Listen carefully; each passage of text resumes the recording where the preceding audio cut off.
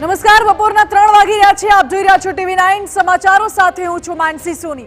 સમાચાર સૌથી પહેલા અમદાવાદથી મળી રહ્યા છે, જ્યાં ગેરકાયદે ધર્માંતરણના મામલામાં અત્યારે પોલીસે તપાસ વધુ તેજ બનાવી દીધી છે। અમદાવાદમાં ધર્માંતરણના પ્રયાસ મામલે એલિસ બ્રિજ પોલીસે કાર્યવાહી કરી। હિન્દુ ધર્મથી અન્ય ધર્મમાં ધર્માંતરણ થતું હોવાની પોલીસને આશંકા હતી, જેથી પોલીસે તપાસ કરી તો કોચરબ આશ્રમ સામેના કોમ્પ્લેક્સમાં પોલીસે કાર્યવાહી કરી છે। ગેરકાયદે ધર્માંતરણની શંકાના આધારે 3 લોકોને રાઉન્ડ અપ કરવામાં આવ્યા છે। તો આ સિવાય ગુજરાત સિવાય અન્ય રાજ્યમાંથી પણ પ્રાર્થના માટે લોકોને અહીં લાવવામાં આવ્યા હોવાની માહિતી છે। મહિલાઓ પુરુષો સહિત આશરે 25 લોકો ધર્માંતરણ માટે ભેગા થયા હોવાની માહિતી છે। જો કે બજરંગ દળ સહિતના હિન્દુ સંગઠનો પણ ઘટના સ્થળે પહોંચ્યા હતા। પોલીસે પણ આ કેસમાં કાર્યવાહી કરી છે। આ દ્રશ્યો પણ સામે આવ્યા છે। અન્ય રાજ્યમાંથી પણ લોકો અહીં આવ્યા હતા ધર્માંતરણ કરાવવા માટે। મોટી સંખ્યામાં મહિલાઓ, પુરુષો, બાળકો પણ અહીં ઉપસ્થિત છે। અમદાવાદના કોચરબ આશ્રમ ખાતે ધર્માંતરણ કરવા માટે લોકો અહીં આવ્યા હતા।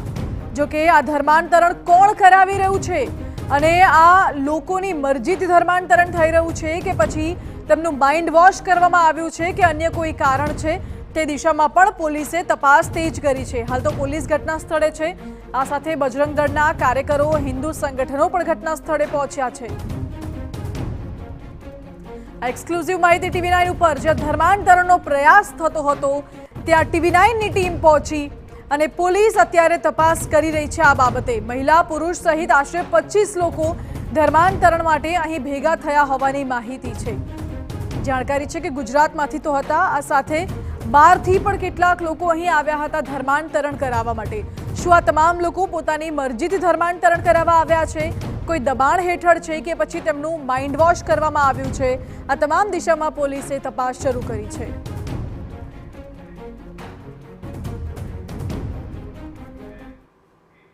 રોનક, મોટો ખુલાસો થયો છે કે ધર્માંતરણ માટે મોટી સંખ્યામાં લોકો અહીં એકઠા થયા છે અને પોલીસ તપાસ કરી રહી છે। શું માહિતી આપને મળી રહી છે અત્યારે?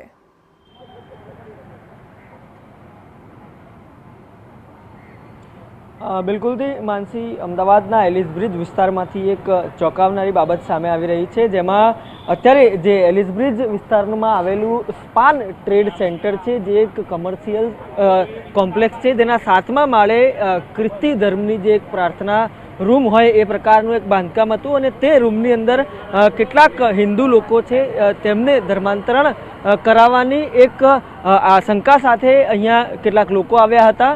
બજરંગ દળ સહિત હિન્દુ સંગઠનોને આ વાતની જાણ થતાં તાત્કાલિક પોલીસની મદદ લેવામાં આવી હતી અને પોલીસ તાત્કાલિક ધોરણે અહીંયા પહોંચી હતી અને 4 જેટલા લોકોને રાઉન્ડઅપ પણ કરવામાં આવ્યા હતા અને તેની સાથે સાથે 40 જેટલા લોકો જે અહીંયા હાજર હતા તેમને મોટા પ્રમાણમાં, જેમાં મહિલાઓ હતી, 18 વર્ષની નાની વયના જે બાળકીઓ હતી, તે તમામ લોકોનો આમાં સમાવેશ થાય છે। શંકાને આધારે તમામ લોકોને અત્યારે પોલીસ સ્ટેશન લઈ જવામાં આવ્યા છે। બજરંગ દળના કાર્યકર્તાઓ આપણી સાથે હાજર છે, આગેવાનો હાજર છે, તેમની સાથે વાત કરીશું। શું હકીકત હતી? અહીંયા કયા પ્રકારની પ્રવૃત્તિ ચાલતી હતી, તમને જાણ થઈ? શું કેટલા દિવસોના અંતે આ પ્રક્રિયા ચાલતી હતી? કોઈ પૈસા આપવામાં આવતા હતા? આર્થિક કોઈ વ્યવહારો થતા હતા? શું ધ્યાનમાં છે આપના? સવારે 10 વાગ્યાની આસપાસ બજરંગ દળ પાસે માહિતી આવી કે 50થી વધુ હિન્દુ આદિવાસીઓને અહીંયા લઈને ધર્માંતરણ કરવા માટે આવવાના છે, એવી શંકાની માહિતી હતી। તો બજરંગ દળ અને વિશ્વ હિન્દુ પરિષદના અધિકારીઓ અહીંયા તપાસ કરી જોતાં એવું લાગ્યું કે 15થી 20થી વધુ હિન્દુ ગરીબ અહીંયા રહે છે, અહીંયા આવ્યા છે, જેમનું અહીંયા ધર્માંતરણ થવાનું છે। તો પૂછપરછ કરી, પોલીસને જાણ કરી કે ધર્માંતરણની પ્રક્રિયા ચાલે છે। પોલીસે પણ એમાં તપાસ કરી 20થી વધુ અહીંયા હિન્દુઓ નીકળ્યા છે જે ધર્માંતરણ માટે લઈને આવ્યા, જેમાં લોભ લાલચ એવી આશંકા છે કે પૈસાનો પણ વ્યવહાર થયો હશે, કાં તો નોકરીનો। એક ભાઈએ તો સ્વીકાર કર્યો છે કે ભાઈ મને નોકરીની લાલચ માટે અહીંયા મને બોલાવવામાં આવ્યો છે, એટલા માટે હું આવ્યો છું। આવા નવા સેન્ટરો જે ધર્માંતરણ માટે પ્રાર્થનાના બહાને એકઠા કરવાને ધર્માંતરણ કરવું ગરીબોનું, અમદાવાદમાં આવા ઘણા બધા સેન્ટરો ચાલતા હોય એવું લાગી રહ્યું છે અને ચાલે જ છે। દર રવિવારે દૂર દૂરથી અમદાવાદની બહારથી બધા લાવીને ધર્માંતરણ અમદાવાદમાં ઘણી બધી જગ્યાએ થતું હશે, એવી બજરંગ દળને વિશ્વ હિન્દુ પરિષદને શંકા છે। તો આનો સચોટ તપાસ કર્યો। ગૃહ મંત્રાલય પણ આમાં વિષય લઈને, આમાં રસ લઈને ચોક્કસ એક તપાસ કરે તો બહુ મોટા ધર્માંતરણ ષડયંત્રો બહાર આવી શકે છે।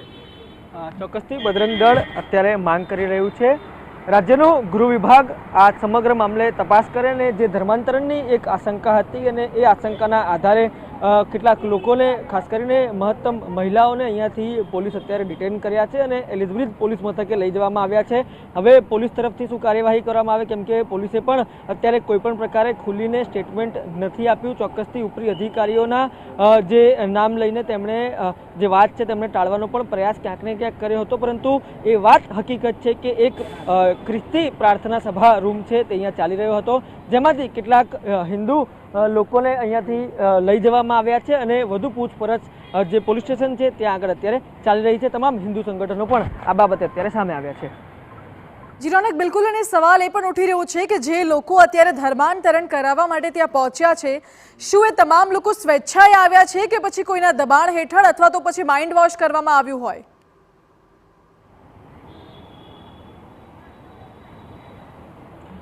જી બિલકુલથી માનસી, અહીંયા જે લોકો આવ્યા હતા તેમની જે ભૌગોલિક સ્થિતિ છે તે સમજવાની જરૂર છે. અહીંયા આવેલા જે મહિલાઓ હતી તે કોઈક આદિવાસી વિસ્તાર બહુગુલમાંથી આવેલી હતી, તો કોઈક ગુજરાત રાજ્ય બહારના પણ અહીંયા કેટલાક લોકો હતા. તે પ્રકારની અત્યારે એક આશંકા છે તે સેવાઈ રહી છે. આશંકા એટલા માટે કે કોઈની પણ સાથે સ્પષ્ટ રીતે પોલીસે વાતચીત કરવા નથી દીધી. જ્યારે TV9ની ટીમે તેમની સાથે વાત કરવાનો પ્રયાસ કર્યો હતો ત્યારે જે પોલીસ અધિકારી હતી તેમણે રોક્યા હતા. આ તમામ બાબતોને આધારે અને ત્યારબાદ જે શંકા એક વધુ એક છે કે તે તમામ લોકોને અહીંયા નોકરીની લાલચી અથવા તો પછી આર્થિક લોભ લાલચ આપીને અહીંયા લાવવામાં આવ્યા હતા કે તેમને એક નાણાકીય વ્યવહાર કરવામાં આવશે.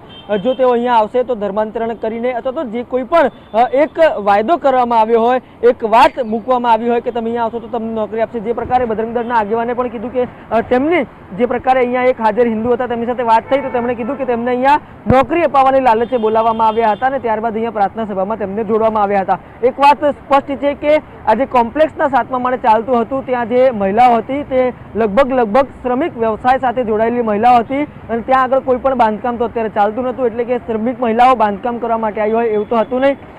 જે ચોક્કસથી જે ત્યાં હાજરી મહિલાઓની હતી, જે હિન્દુઓની હાજરી હતી તે હજુ પણ શંકાસ્પદ હોય તે પ્રકારે જ્યારે હિન્દુ સંગઠનોને એ શક ગયો ત્યારબાદ પોલીસનો સંપર્ક કરવામાં આવ્યો હતો અને તમામ ઘટનાઓ બાદ હવે જે તપાસનો દોર છે તે શરૂ થયો છે. હિન્દુ સંગઠનોએ જે ભીનું સંકેલવાનો પ્રયાસ થતો હોય તે પ્રકારની શંકા પણ વ્યક્ત કરી છે અને ત્યારબાદ હવે આ તપાસ કયા દિશામાં જાય છે તેના મામલે પણ એક સવાલ ઊભો થાય છે અને તે જ સવાલના કારણે હવે રાજ્યના ગૃહ વિભાગને બજરંગ દળ છે તે અપીલ કરી રહ્યું છે કે એક ચોક્કસ દિશામાં તપાસ થાય અને જે હકીકત હોય તેને બહાર લાવવામાં આવે. જી રોનક, આભાર આપનો. એટલે જાણકારી, પ્રાથમિક માહિતી એવી છે કે આ તમામ લોકોને નોકરી આપવાની લાલચે અહીં લવાયા હતા અને ત્યારબાદ તેમને આ પ્રાર્થના સભામાં લઈ જવામાં આવ્યા.